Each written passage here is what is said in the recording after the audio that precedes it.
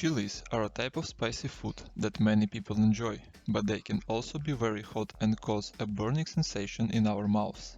Even though chilies may feel cold to the touch, they contain a chemical called capsaicin that causes the burning sensation. When we eat chilies, our mouth and tongue send a signal to our brain that something is hot or burning.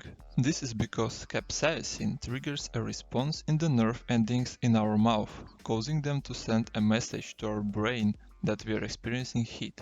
Capsaicin is found in the part of the chili called the placenta, which is the white stringy part that holds the seeds. The more placenta in a chili, the hotter it will be. Although it may seem like a bad thing to have a burning sensation in our mouth, some people enjoy eating spicy food because it can give them a feeling of excitement and pleasure.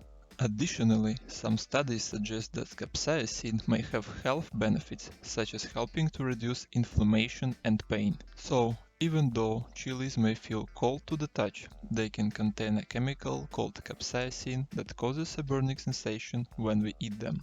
While it may be uncomfortable for some, others enjoy the feeling of excitement and pleasure that spicy foods can provide.